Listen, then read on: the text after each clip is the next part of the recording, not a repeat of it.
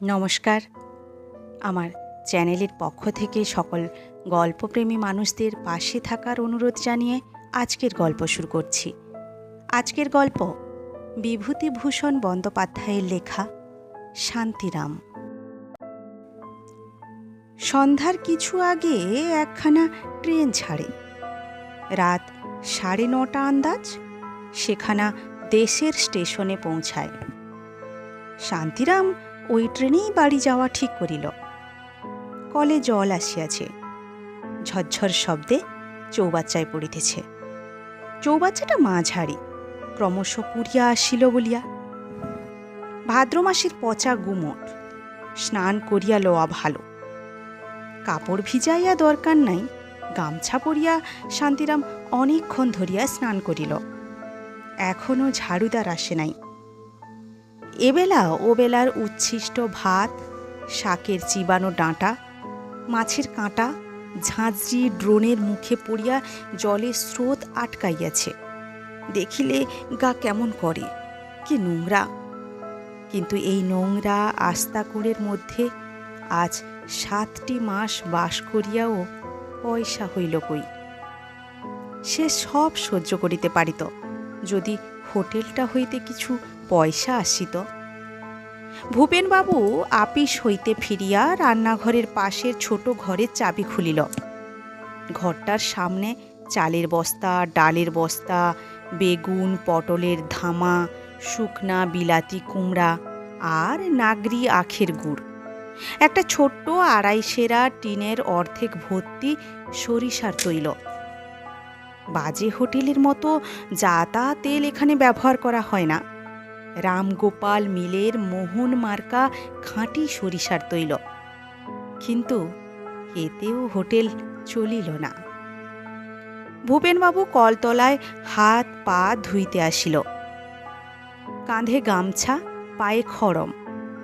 চটির দাম বেশি। বেচারি 25টা টাকা মাহিনা পায়। ট্রাম কোম্পানির আপিসে কাজ করে। ঘরের ভাড়া দেয় 4.5 টাকা। পাইস হোটেল এটা, তবুও ভূপেনবাবুর সঙ্গে মাসিক বন্দোবস্ত আছে। ঘর ভাড়া বাদে 11 টাকা। ভূপেনবাবু বলিল, শান্তিরামবাবু, আপনি নাকি আজ চললেন? না গিয়ে কি করি বলুন? এতদিন তো বেয়ে ছেয়ে দেখলাম, কিছুই যখন হলো না তখন থেকে লাভ কি? খাবই বা কি? কেন, আপনাকে এরা রাখবে না? আমার পোষাবে না।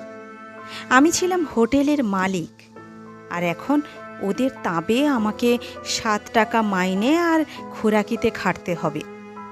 আর ওই যে নিধিরাম বাবু, হোহ, এমন মানুষ যদি দুটি! বললাম 25টা টাকা বেশি দাও দিয়ে, দেনার দায়ে না হয় হোটেল বিক্রিই হচ্ছে, তা বলে আমায় ফাঁকি দিয়ে তোমাদের ভালো হবে? হোক, ভগবান মাথার উপর আছেন, তিনিই দেখবেন। কারেই না হয় পড়েছি মশাই, চিরকাল এমন দিন থাকবে না, তাও বলে দিচ্ছি। বাড়িতেই এখন থাকবেন? দেখি কি হয়। পয়সা যা পেলাম হোটেল বিক্রি করে তা গেল পাওনাদারের পেছনে। মিথ্যে বলবো কেন ভুবনবাবু? আপনি আমার ছোট ভাইয়ের মতো। 7 টাকা আর রেল ভাড়া, এই নিয়েই দেশে যাচ্ছি। তাতে আর কদিন চলবে সেখানে? হঠাৎ শান্তিরামের মনে পড়িয়া গেল, ধারে হোটেলের জন্য কড়া ও বালতি কিনিয়াছিল আমহার্স্ট স্ট্রিটের গিরীন্দ্র কুণ্ডুর দোকান হইতে। হোটেল বিক্রি হইয়া যাইতেছে শুনিয়া তাহারা আজ কয়দিন জোর তাগাদা চালাইতেছে। খাইতে দেয় না, ঘুমাইতে দেয় না। তাহাদের বিল সরকারকে আজ সন্ধ্যার সময় আসিতে বলা হইয়াছে। আসিলেই 4 টাকা কয়েক আনা তাহাদের দেনা শোধ করিতে যাইবে।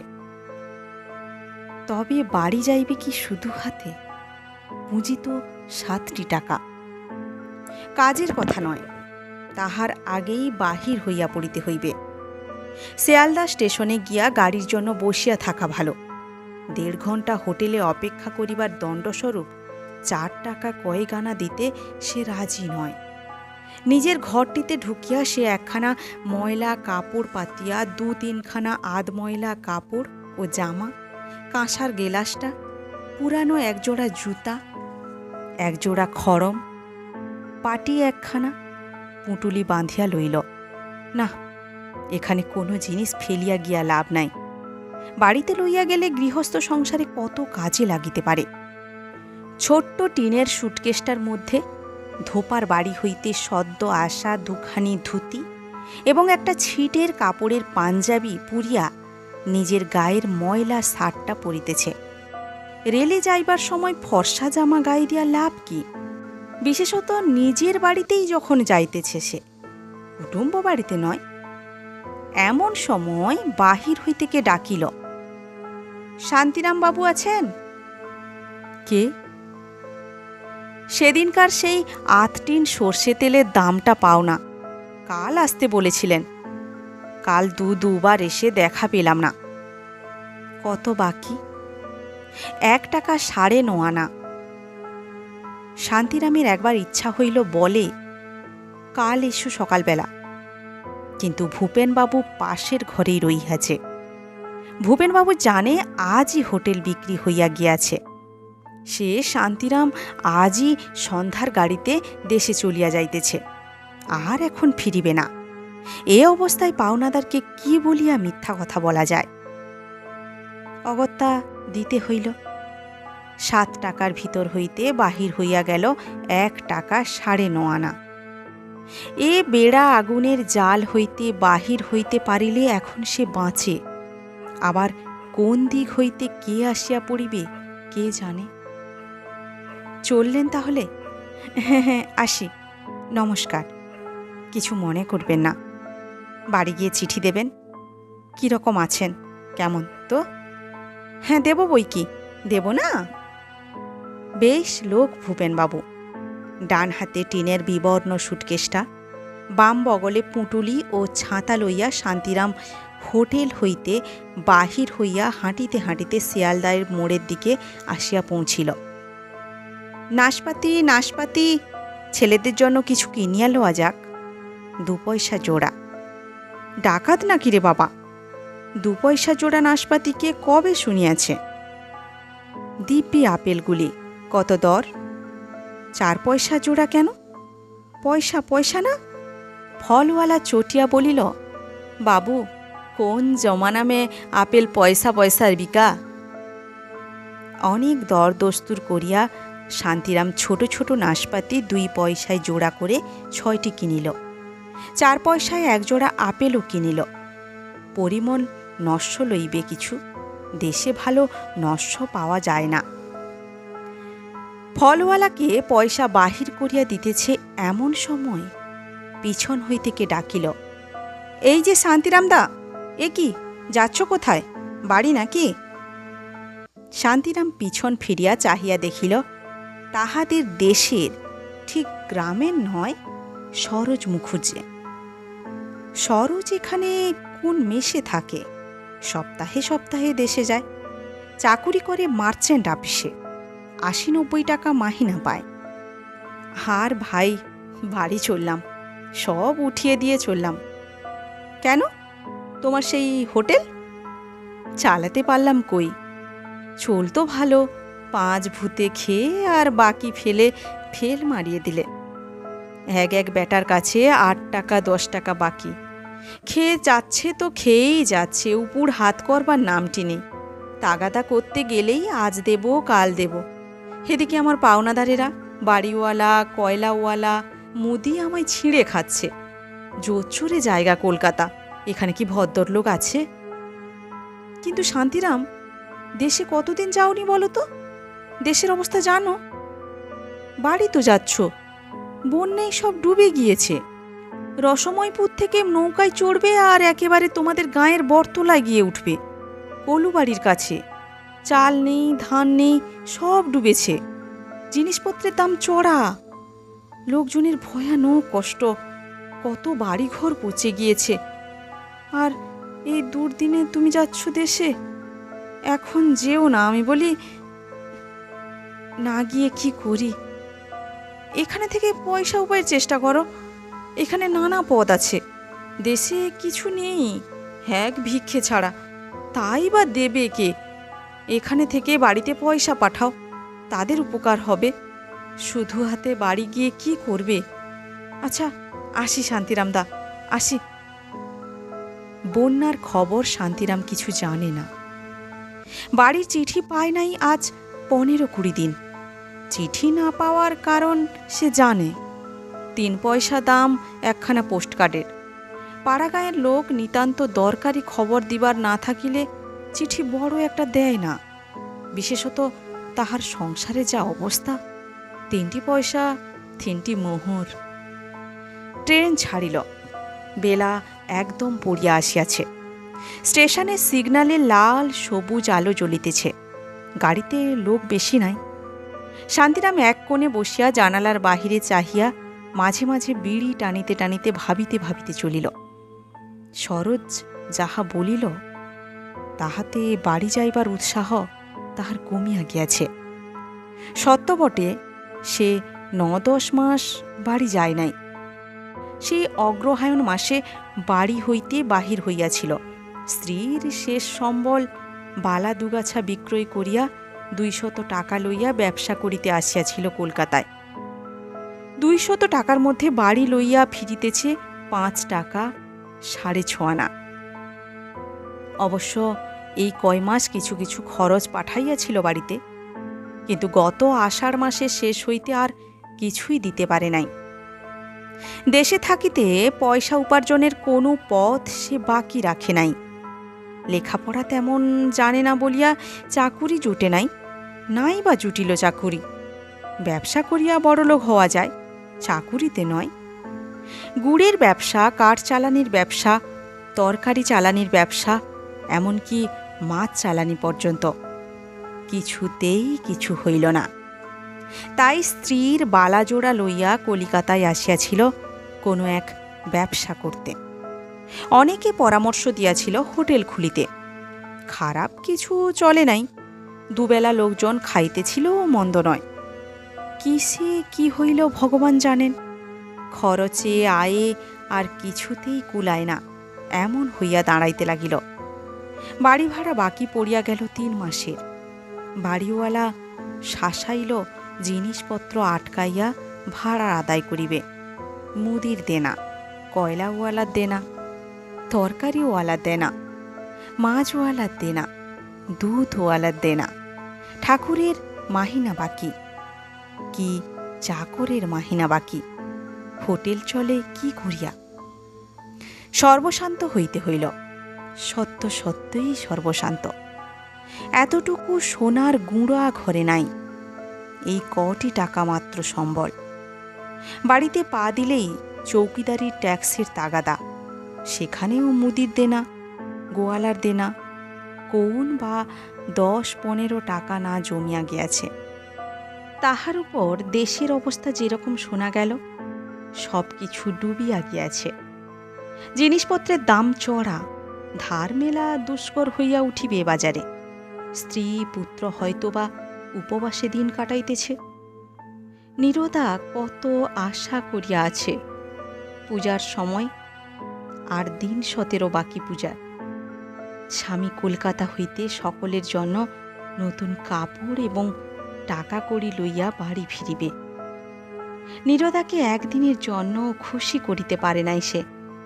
বিবাহ করিয়া পর্যন্ত অভাব অভাব অভাব আর ঘুচিল না কোনোদিন।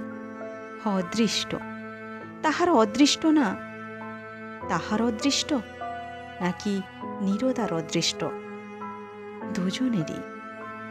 দেশের স্টেশনে নামিয়া সহযাত্রীদের মুখে শুনিল পায়ে হাঁটিয়া গ্রামে পৌঁছানো যাইবে না। মাতুগঞ্জের বড় বিল ভাসিয়া রাস্তার উপর 1 কোমর জল। এত রাত্রে নৌকাই বা পাওয়া যায় কোথায়?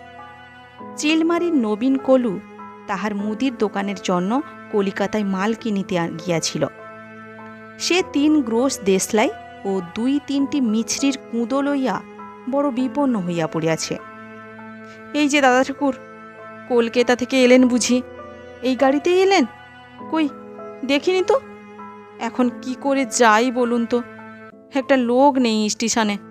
নৌকা থাকবার কথা বলা ছিল। কই কাউকে তো দেখছি নে।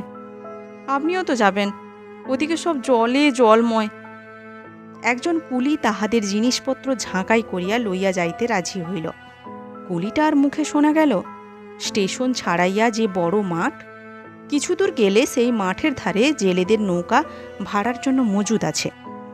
মাঠ জলে ভাসিয়া সমুদ্রের মতো দেখাইতেছে, শুধু বাবলা গাছ ও অন্যান্য গাছপালার খানিকটা করিয়া জায়গা আছে মাত্র। শান্তিরাম অবাক হইয়া চারিদিকে চাহিয়া দেখিতে লাগিল। বলিল, হ্যাঁ নবীন, এরকম বন্যে তো আমাদের জ্ঞানে কখনো দেখিনি। এ কি হয়েছে? এ যে চেনা যায় না কিছু। গায়ের মধ্যে জল ঢুকেছে নাকি? বাড়ি পৌঁছিতে রাত 11টা বাজিয়া গেল। সবাই ঘুমাইয়া পড়িয়াছে। শান্তিরাম ছোট ছেলের নাম ধরিয়া ডাকাডাকি করিতে নীরদা উঠিয়া তাড়াতাড়ি ঘরের দোর খুলিয়া বাহিরের রুয়াকে আসিল। রং ফর্সা, রোগা চেহারা, শান্তিরামের অপেক্ষা 7 বছরের ছোট, সুতরাং বয়স 32-33 হইয়াছে। মাথার চুল সামনের দিকে অনেক উঠিয়া গিয়াছে। মুখের লালিত্য অনেক দিন নষ্ট হইয়াছে। পরনে লাল পাড় ময়লা শাড়ি, চুল বাঁধা বা পরন পরিচ্ছদের মধ্যে এতটুকু পরিপাট্য নাই।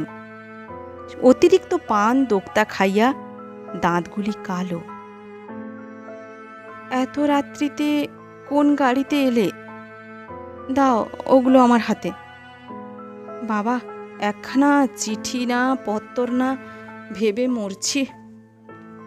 সতুরাজ আবার 3 দিন জ্বর আর পেটের অসুখ। বুলুর একটা ফোঁড়া হয়ে কষ্ট পাচ্ছে। ভাবছি আজকালের মধ্যে একখানা পত্তর দেব। তার ওপর চারিদিকে জল, হাট বাজার করে এনে দেবার লোক পাচ্ছি নে। এই জল পেরিয়ে কে আমার জন্য চিলেমারি থেকে জিনিস কিনে দেবে? হেলে বাঁচলাম। কি আতান্তরে যে পড়েছি।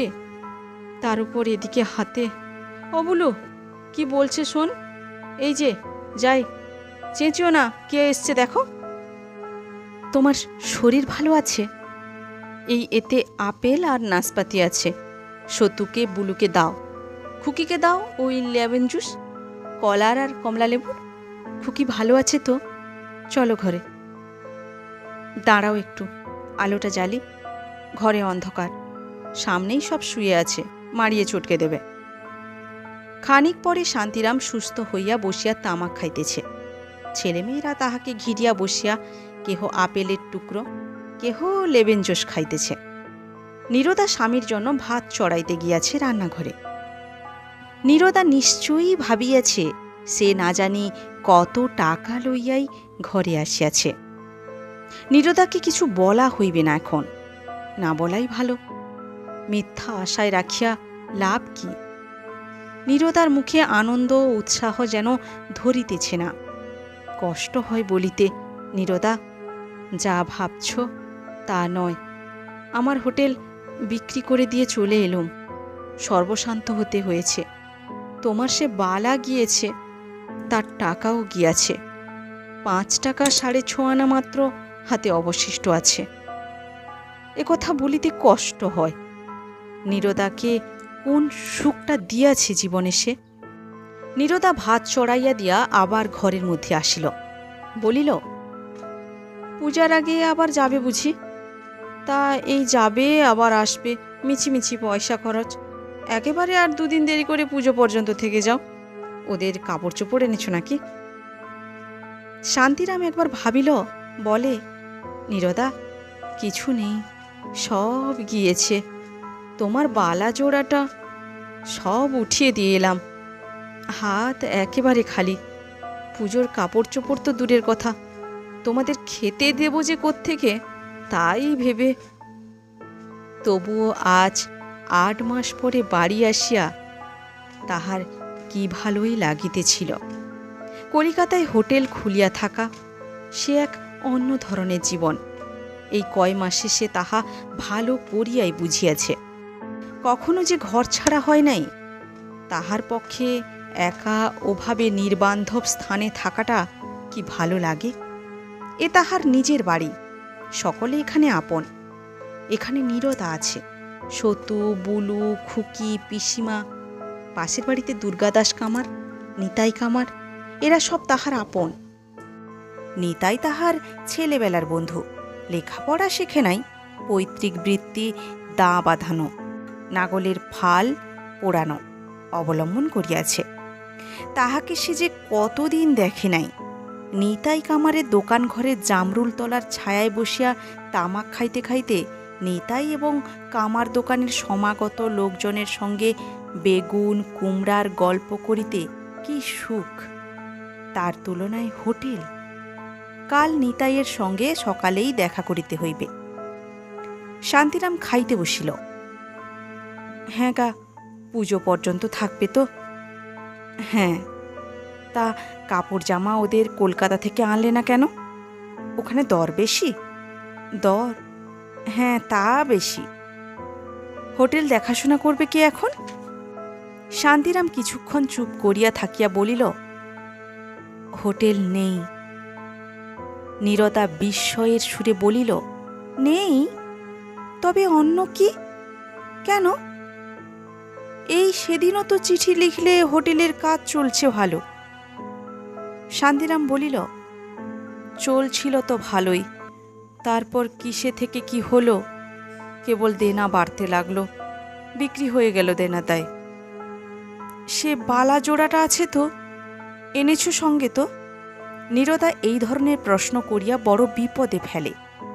এই ধরনের প্রশ্ন না করিয়া যদি বলিত, সে বালা দুগাছা ও ঘুচিয়ে দিয়েছ তো, তাহা হইলে উত্তর দেওয়াটা সহজ হইত যে বালা ঘুচিয়া গিয়াছে, মিটিয়া গেল। এতখানি আশাভরা প্রশ্নের উত্তরে তাহাকে এখন না, সংসার করা এত বিপদ জানিলে সে বিবাহ করিত না। বিবাহ সে ইচ্ছা করিয়া করেও নাই।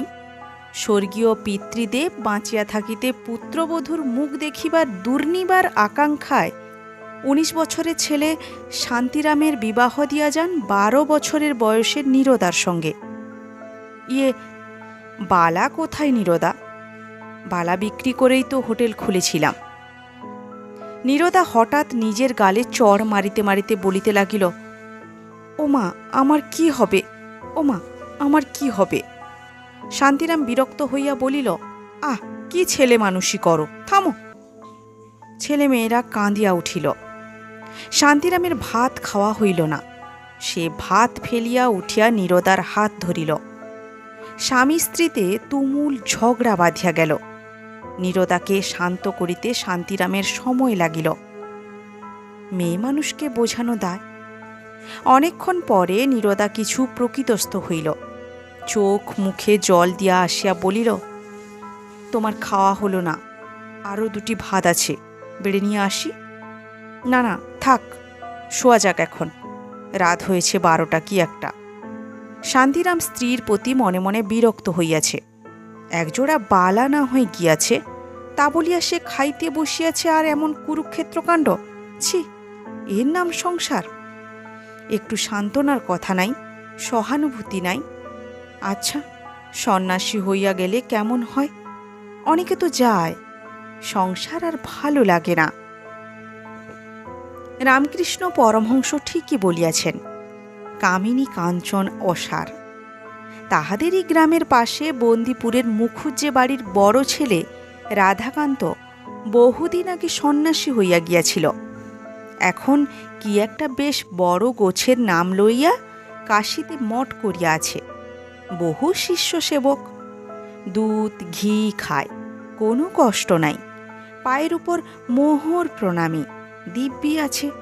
আর সংসার করিলে তাহার দশাও এই রকমই হইত।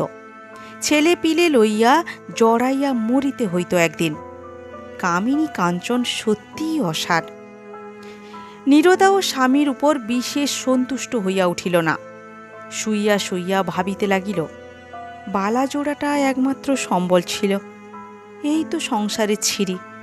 তাহার বাবার দেওয়া বালা, শ্বশুরবাড়ি, তাহা হইলে ভাবনা থাকিত না।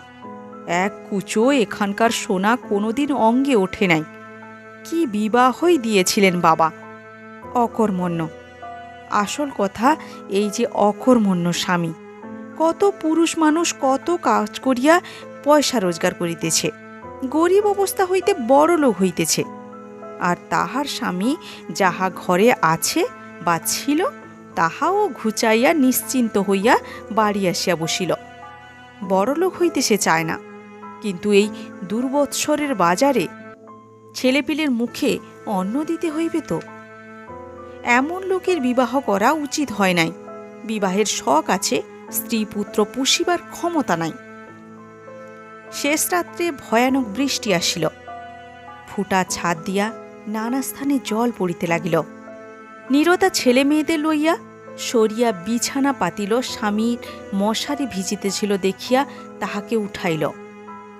শান্তিরাম কাঁচা ঘুম ভাঙ্গিয়া যাওয়াতে উঠিয়া বিছানার উপর বসিয়া বলিল, আহ, কি করো?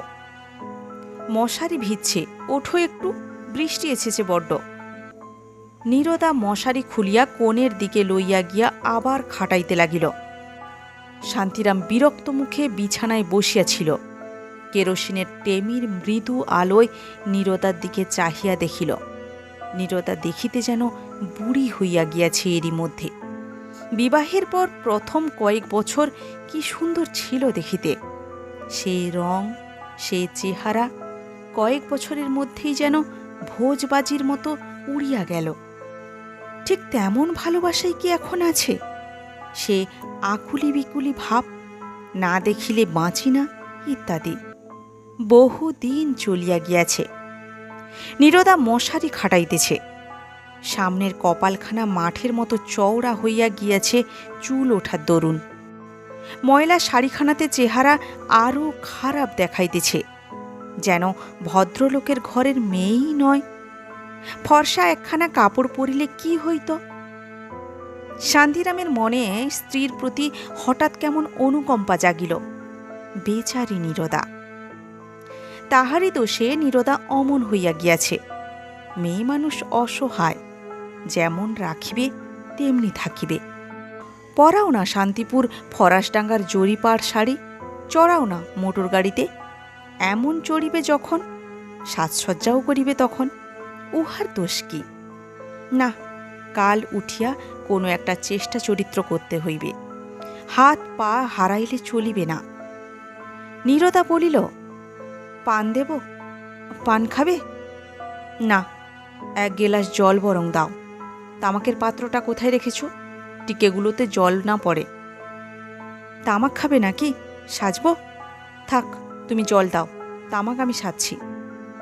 তামাক টানিতে টানিতে শান্তিরাম বলিল, এখানে আর দেনা কত হয়েছে?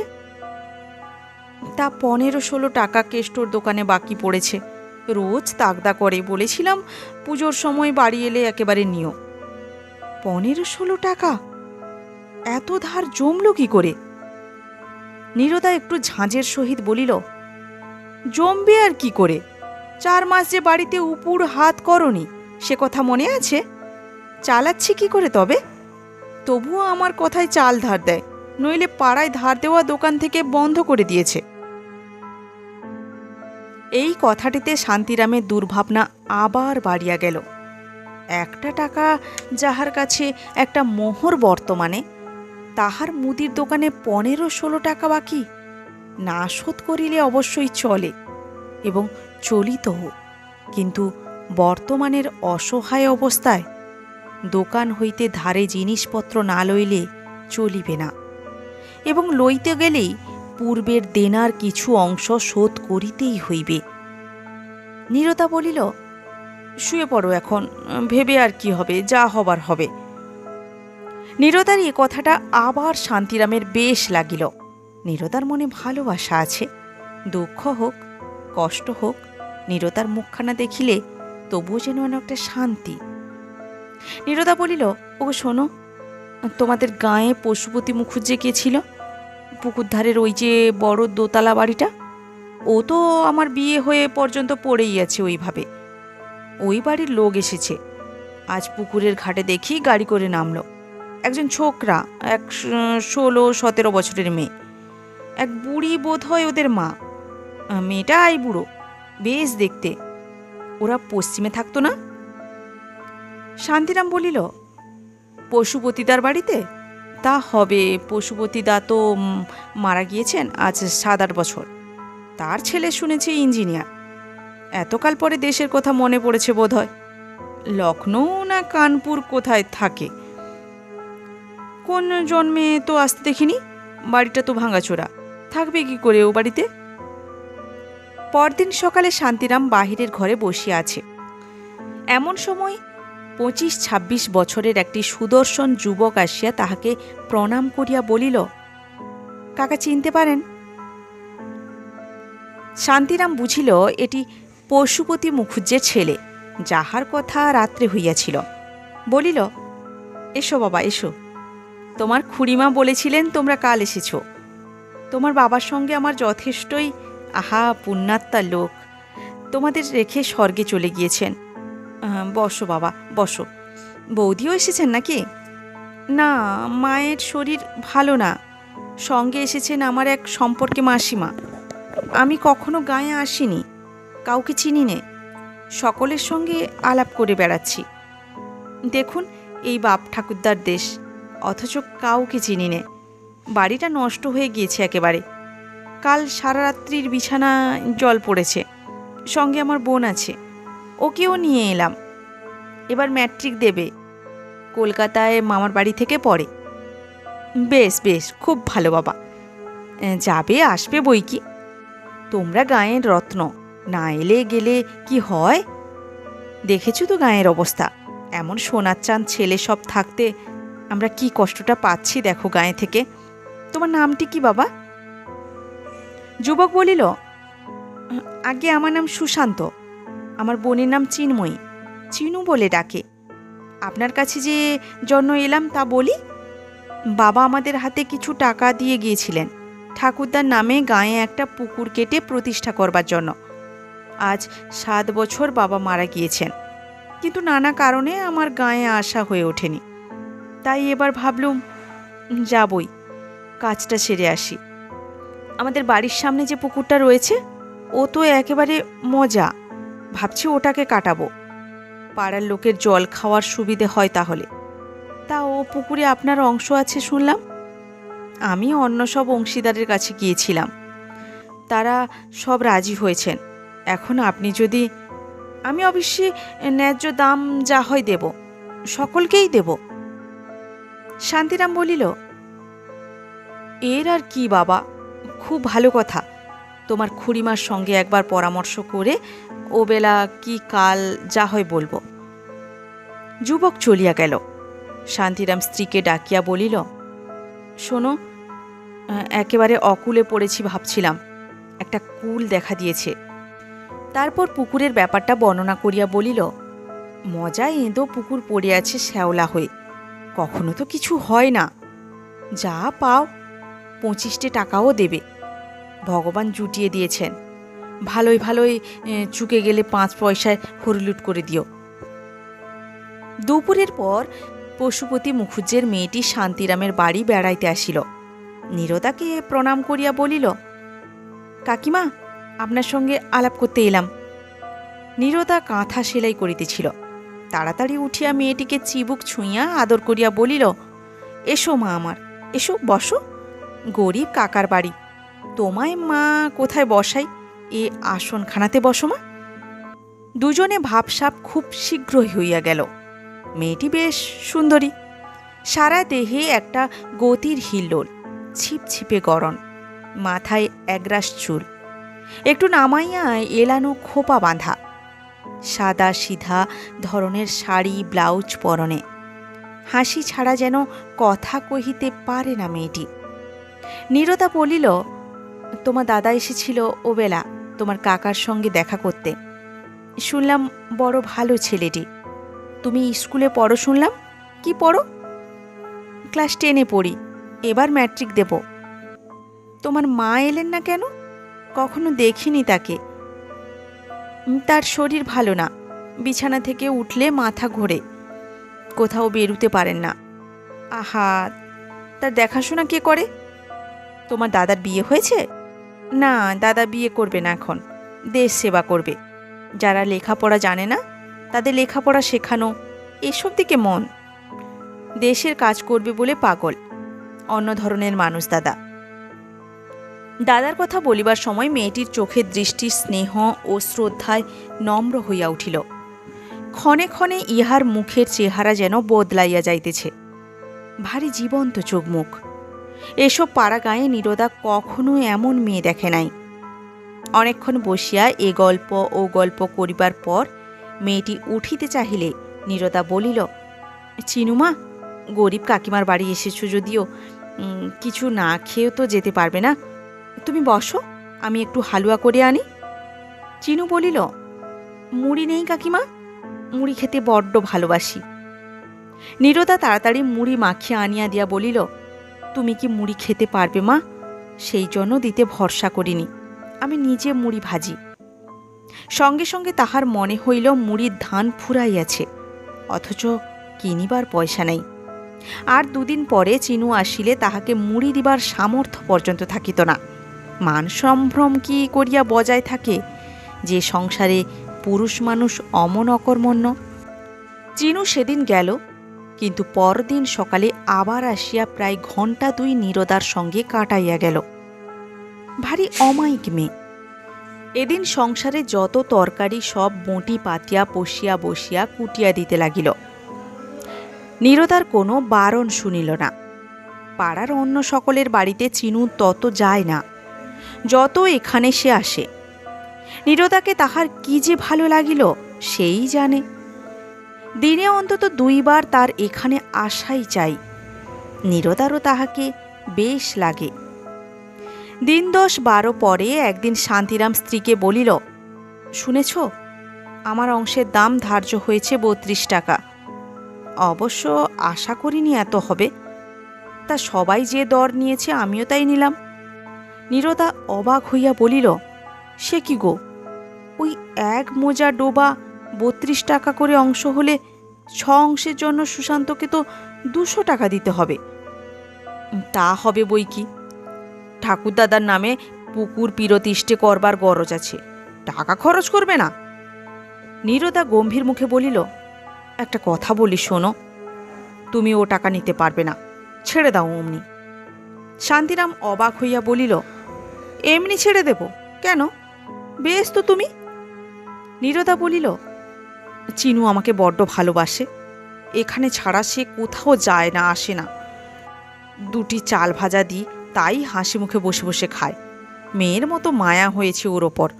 ওদের কাছ থেকে তুমি ওই ডোবা বেচে টাকা নিতে পারবে না, আর যে টাকা ন্যায্য নয় তা কখনো নিতে পারবে না তুমি। তবে চলবে কি করে শুনি? এ টাকা ছাড়লে কিসে থেকে কি হবে? তা যাই হোক, ওরা বড় মানুষ বটে, কিন্তু গায়ে সবাই ওদের ঠকিয়ে নিচ্ছে ছেলে মানুষ পেয়ে। তা বলে তুমি তা নিতে পারবে না। এতে আমাদের ভাগ্যে যা আছে তাই হবে। তুমি নিলে আমি অনর্থ বাঁধাবো বলে দিচ্ছি। স্ত্রীকে শান্তিরাম ভয় করিত। কাজেই যখন অন্য শরিকেরা ডোবার অংশের দাম কড়াই গণ্ডায় বুঝিয়া পাইল, শান্তিরাম কিছুতেই টাকা লইল না। সুশান্তকে বলিল, পশুপতি দাদার ইচ্ছেতে তার বাবার নামে পুকুর হবে, আমি তাতে টাকা নিতে পারবো না, এমনি লিখে দিচ্ছি আমার অংশ, ও অনুরোধ করো না বাবা। রাত্রে সে স্ত্রীকে বলিল, কথায় বলে স্ত্রী বুদ্ধি, তুমি টাকা নিতে দিলে না, এখন করো উপোস। 32 টাকায় 2টি মাস ভাবতে হতো না। এখন আমি কোথা থেকে যে কি করি, এই পুজো আসছে সামনে, অন্তত ওদের কাপড় কিনে তো দিতে পারতাম। নীরদা বলিল, ফাঁকি দিয়ে টাকা আদায় করে সে টাকায় আমার ছেলে মেয়ের কাপড় কিনতে হবে না। ওরা কাপড় এবার না হয় পরবে না। যেমন চিনু তেমনিও দাদা, ওরা ছেলে মানুষ, ওদের কাছ থেকে দাম নিয়ে অন্যায্য টাকা আদায় করে কদিন খাবে? বেশ করেছো, ছেড়ে দিয়েছ। টাকাটা হাতছাড়া হওয়াতে শান্তিরাম দুঃখিত হইল বটে, কিন্তু স্ত্রীর এ নতুন মূর্তি তাহার কাছে লাগিল ভালো। সোনার বালার শোকে স্ত্রীর যে মূর্তি দেখিয়াছিল, ইহা তাহার বিপরীত। নীরদা না, বেশ লোক। এ জিনিস যে আবার নীরদার মধ্যে আছে তাহা সে জানিত না। বলিল, শোনো, ও পাড়ার মহেশ দাদা তো এক শরীফ, আমায় ডেকে পরশু বলেছে হ্যাঁ হে, তোমরা নাকি 32 টাকা করে অংশ ধার্য করেছ। আমি আমার অংশ 50 টাকার কমে দেব না। ওদের গরজ পড়েছে, বড়লোক, যা চাইবো তাই দিতে হবে। ও খাস ব্রহ্মোত্তর, ছাড়বো কেন অত সহজে? সত্যি যা বলেছ, সুশান্তকে ভালো মানুষ পেয়ে ওরা বেশি টাকা আদায় করেছে। করেছে, যার ধর্ম তার কাছে। ও টাকা কদিন খেতে? ও কথা বাদ দাও। পুকুর কাটিয়ে দেবে ওরা 1 গাদা টাকা খরচ করে, কিন্তু জল খাবে পাড়ার 5 জনেই তো। ওরা সেই পশ্চিম থেকে কিন্তু পুকুরের জল খেতে আসছে না, আমাদের সুবিধের জন্যই তো ওরা করে দিচ্ছে। চিনু বলেছিল ওর দাদা পরের কাজে, দেশের কাজে বড় মন দিয়েছে। বেশ ছেলেটি। পূজার দিন কয়েক বাকি। সুশান্ত সন্ধ্যার সময় শান্তিরামের বাড়ি আসিল। বলিল, কাকা, আমরা কাল চলে যাচ্ছি পশ্চিমে। আমার ছুটি ফুরিয়ে এসেছে। আপনার উপর একটা ভার দিয়ে যেতে চাই। পুকুর কাটানোর ভারটা আপনি নিন। গাঁয়ের মধ্যে আপনি অনেস্ট লোক দেখলাম। চিনুর মুখে আপনাদের সব কথা আমি শুনেছি। একটা প্রস্তাব আছে আমার, যদি কিছু না মনে করেন তবে বলি। আমি এই পুকুর কাটানোর আর আমাদের জমি জমা বাড়িঘর এখানে যা আছে তা দেখাশোনা করবার জন্য মাসে আপনাকে 15 টাকা দেব। পুকুর কাটানো হয়ে গেলে আমাদের বাড়িটা মেরামত করবার ভারও আপনার উপর থাকবে। আমি টাকা পাঠিয়ে দিয়ে খালাস হব। মাঘ মাসের দিকে মাকে নিয়ে এসে পুকুর প্রতিষ্ঠা করে যাব। বলুন কাকা, এতে আপনি রাজি হবেন? রাজি না হলে ছাড়ছি নে। গাঁয়ে আর লোক নেই, আর আমাদের যাওয়ার আগে আপনার 2 মাসের টাকা দিয়ে যাব। কেননা পুজো আসছে, খরচপত্র তো আছে। পুকুর কাটার দরুনও আপাতত 100 টাকা আপনার হাতে দিয়ে যেতে চাই। আপনাকে সকলে গাঁয়ে বলে হোটেলওয়ালা বামুন, কিন্তু দেখছি আপনি খাঁটি লোক। শান্তিরামের মাথা ঘুরিয়া গেল। ছোকরা আরও সব কি যে বলিয়া গেল, শান্তিরামের মাথার মধ্যে কিছু ঢুকিল না। সুশান্ত চলিয়া গেলে তাড়াতাড়ি বাড়ির ভিতর গিয়া স্ত্রীকে ডাকিয়া বলিল, ওগো, কোথায় গেলে? শুনছ? শোনো শোনো। নীরদা সব শুনিয়া হাসি মুখে বলিল, স্ত্রী বুদ্ধি বলেছিলে যে, আমার বুদ্ধি নিয়ে চলো একটু।